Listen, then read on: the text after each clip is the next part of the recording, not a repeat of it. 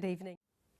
Now, it was 75 years ago tonight, with the Second World War at its height, when the town of South Shields was hit by a devastating bombing raid.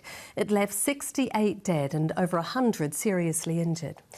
Well, today a special service was held to remember those who died. Jim Knight reports.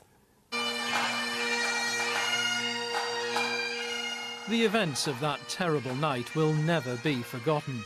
The bombers crept over the river just after 8 o'clock, wreaking utter devastation and killing dozens of civilians cowering in shelters and bunkers.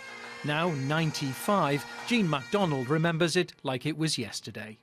I used to go down into the shelter in the backyard, and it was all like concrete on the top, and I used to sit there and listen and wait. Oh, you could hear the planes coming across, and then you could hear the bombs dropping. It was terrible, absolutely terrible.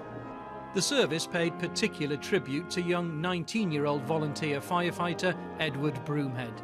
Edward lost his life that night on what was his first night of duty.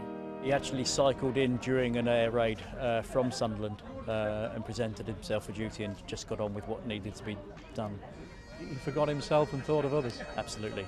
Despite the devastation and the tragic loss of life, it was felt it was still important to mark this landmark event in Shields history and to act as a timely reminder to us all. So often we just live our lives thinking we're around forever, but our lives could be snatched away at any moment, as they were that night. And if we've got to say to ourselves, well, if that would happen, have I lived my life as best I can?